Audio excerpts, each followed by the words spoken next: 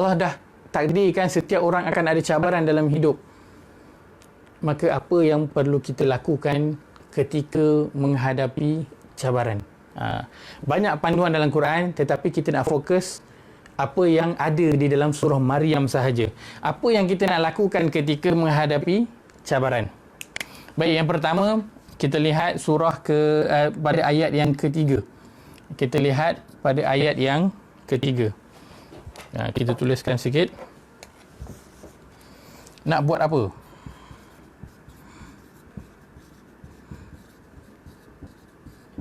Baik, yang pertama kita lihat ayat yang ketiga.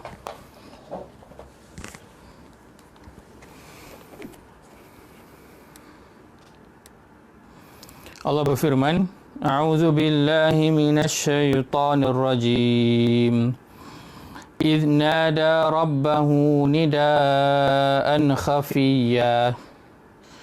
Ketika Zakaria berdoa kepada Tuhannya dengan suara yang lembut. Maka perkara pertama kita nak buat apa? Kita nak buat apa? Pertama, doa. إذ نادى ربه نداء خفيا. Ketika Nabi Zakaria itu berdoa kepada Allah Azza wa Jalla dengan suara yang perlahan, dengan suara yang rendah, berbisik-bisik dengan Tuhannya. Maka apabila seseorang itu menghadapi cabaran dalam hidup dia, perbanyakkanlah berdoa kepada Allah Azza wa Jalla. Dan kita telah sebutkan, ia pasti akan merasa manis ketika berdoa itu. Kerana berdoa ketika sedang menghadapi cabaran adalah berbeza keadaannya ketika kita berdoa pada waktu yang biasa. Maka ketika menghadapi waktu biasa kita berdoa, maka ketika sedang menghadapi cabaran, perbanyakkanlah lagi doa kepada Allah Azza wa Jalla. Dan Nabi Zakaria, dia berdoa kepada Allah Azza wa Jalla berapa lama?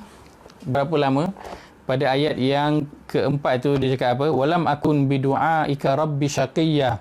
Dan aku belum pernah kecewa dalam berdoa kepadamu, wahai Tuhanku. Maka Nabi Zakaria berapa lama dia berdoa? Lama. Kan? Daripada dia muda sampailah dia beruban satu kepala dia masih lagi berdoa kepada Allah Azza wa Jalla, dan dia tidak pernah kecewa dalam doa dia itu.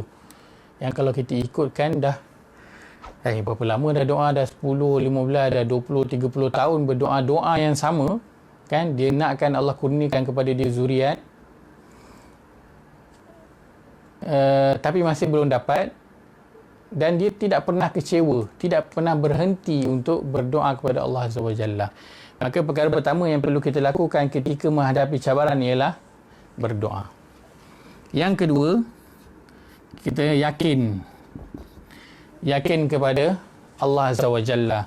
Kita lihat pada ayat ke-9. Pada ayat ke-9 Allah berfirman, A'udzubillahi minasyaitonir rajim. Qala kadzalika qala rabbuka huwa 'alayya hayyinu wa qad khalaqtuka min qablu wa lam taku syai'a. Allah berfirman, demikianlah keadaannya dan jangan dihairankan. Tuhanmu berfirman, hal itu mudah bagiku. Sesungguhnya engkau telah aku ciptakan dahulu, padahal waktu itu engkau belum wujud sama sekali. Pada ayat yang sebelum, ayat yang ke-8, kan? Nabi ketika Allah dah bagi tahu dekat Zakaria, nanti aku akan kurniakan kepada engkau anak yang bernama Yahya. Maka Nabi Zakaria kata, wahai Tuhanku, bagaimana aku akan mempunyai anak sedangkan isteriku seorang yang mandul dan aku sendiri dah sangat tua. Lalu Allah kata, qala kadzalika qala rabbuk. Macam itulah Tuhan kau cakap. Huwa alayya hayyin. Perkara itu, nak bagi kau anak itu adalah hayyin, sangat mudah. Allah gunakan perkataan hayyin, kan? Hayyin itu ia membawa maksud juga apa? Hina.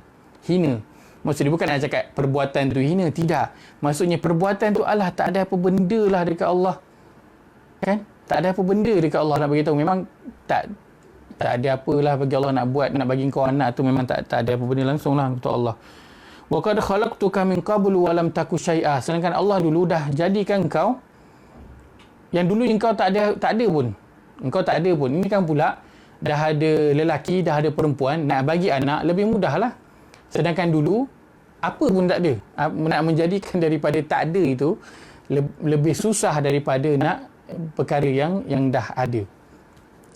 Maka perkara kedua apabila menghadapi ujian ialah apa? Yakin kepada Allah Azza wa Jalla. Kerana dalam kisah cabaran yang dihadapi oleh Nabi Zakaria, ia adalah satu perkara yang tidak logik. Kan? Kalau seorang yang tua mengandung, kita masih lagi boleh dengar perkara itu. Tetapi seorang yang mandul, untuk seorang yang mandul mengandung, maka itu adalah satu perkara yang luar daripada logik. Tapi Allah kata apa? Huwa alayya hayyin. Perkara itu mudah sangat untuk Allah, tak ada apa benda pun. Kalau Allah nak lakukan tu, tak ada apa bagi Allah. Maka bersamana pun cabaran yang kita hadapi dalam hidup kita, berdoalah kepada Allah Azza wa Jalla dan yakin. Kerana Allah, dengan masalah yang kita hadapi, yang kita rasakan besar itu, di sisi Allah hayyin, tak ada apa benda. Allah boleh nak menyelesaikan ataupun mengeluarkan kita daripada cabaran itu.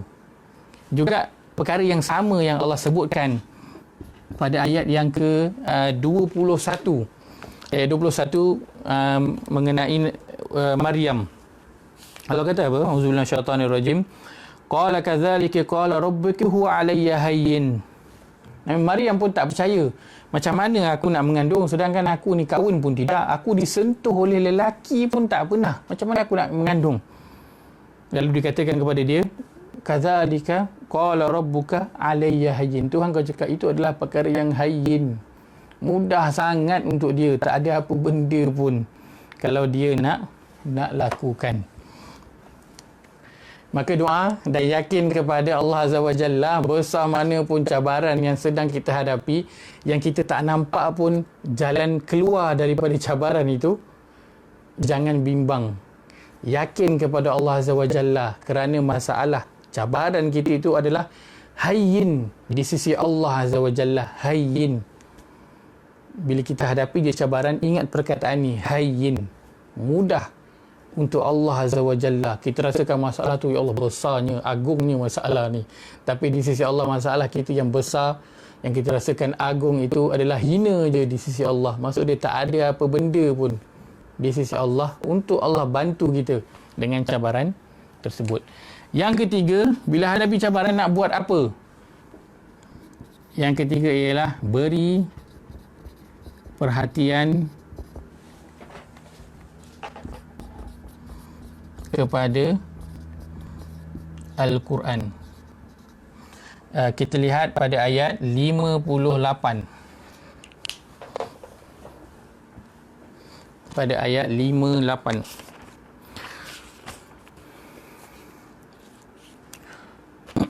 Baik. Allah pada ayat 58 surat 309, kita nak lihat pada penghujung ayat tu. Penghujung ayat 58 tu Allah berfirman, a'udzubillahi minasyaitanirrajim, idza tutla alaihim ayatul rahman kharru sujjadan wa bukiya. Apabila dibacakan ayat-ayat Allah yang Maha Pemurah kepada mereka, maka mereka tunduk sujud dan menangis. Kenapa kena beri perhatian kepada Al-Quran? Kerana dalam ayat 58 ini Allah kata apa? Sebelum itu Allah ceritakan mengenai para Nabi. Allah kata mereka inilah golongan yang Allah berikan kepada mereka nikmat. Dan mereka inilah golongan yang Allah beri kepada mereka petunjuk. Ciri-ciri mereka apa? Idza tutla alaihim ayatul rahman kharru sujjadan wa bukiya.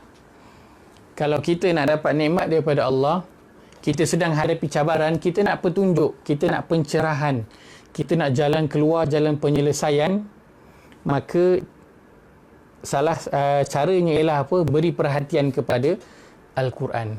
Kerana orang yang apabila dibacakan kepada dia ayat Ar-Rahman, kharu sujjadan wa bukiya, dia boleh tunduk sujud dan menangis. Bagaimana dia boleh melakukan begitu? Mereka boleh tunduk sujud dan menangis apabila dibacakan, iza tutla, bukan dia baca, apabila dibacakan, maksudnya dia dengar orang baca pun ayat Allah itu, dia dah boleh tunduk sujud sambil menangis.